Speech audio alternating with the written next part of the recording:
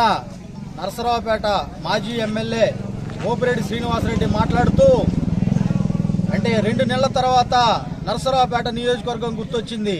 అంటే గతంలో 5 సంవత్సరాలు నువ్వు చేసినటువంటి దౌర్జన్యాలు దుర్మార్గాలు గుర్తు రాలా మర్చిపోయావు. నరసరావుపేట చరిత్రని బస్టు పట్టించింది నువ్వు గోపిరెడ్డి.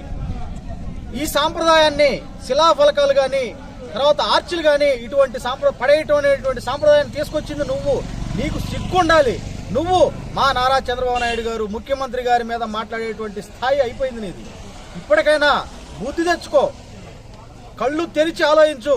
రొంపిచెర్ల మండలంలో రొంపిచెర్ల ఎంఆర్ఓ ఆఫీస్ని నువ్వు తీసుకుపోయి ఎక్కడ పెట్టావు? నీకు సంబంధించినటువంటి వాళ్ళ దగ్గర తీసుకొని పెట్టావు. అంటే నువ్వు ఏ విధంగా దుర్మార్గమైనటువంటి పనులు చేశావు అనేది ఆలోచించుకో.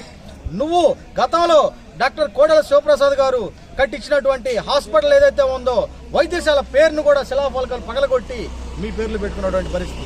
అలాగే స్టేడియం మీద ఉన్నటువంటి పేర్లు తీసేసి మీ పేర్లు పెట్టుకున్నటువంటి పరిస్థితి. అలాగే అండర్ పాస్ దగ్గర ఉన్నటువంటి డాక్టర్ కోడెల శివప్రసాద్ గారు పేరు మీద ఉన్నటువంటి అండర్ పాస్ బ్రిడ్జి నిర్మాణం జరిగితే దాన్ని కూడా నువ్వు పడేసినటువంటి పరిస్థితి. దాన్ని కూడా శిలాఫలకాలు పేర్లు పడేసినటువంటి పరిస్థితిలో నువ్వు ఉన్నావు. అంటే నువ్వు చేసినటువంటిదేమో మంచి పని, మిగతా వాళ్ళు చేసింది ఏం చేశారయ్యా?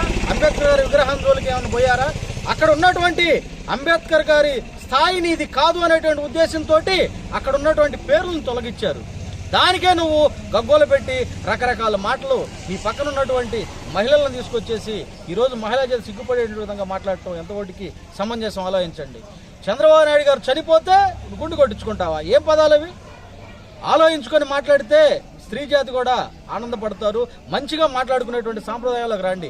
ఇప్పటి వరకు 2 నెలలు అవుతున్నా కానీ ఎక్కడా కూడా ఒక్క ఎఫ్ఐఆర్ కూడా నమోదు కానటువంటి పరిస్థితి అంటే తెలుగుదేశం పార్టీ క్రమశిక్షణ గల పార్టీ కాబట్టి ఈ రోజు కూడా అందరూ కూడా సమన్వయంతో ఉండి అందరూ కలిసికట్టుగా అభివృద్ధి పదాలకు తీసుకుపోదాం అనే ఆలోచనతో ముందుకు పోతున్నారు. నువ్వు మళ్ళీ కొత్తగా ఈ రోజు వచ్చి ఈ పాత సాంప్రదాయాన్ని లేపేటువంటి పరిస్థితిని జరగకూడదని చెప్పేసి కూడా హెచ్చరిస్తూ ఉన్నాం.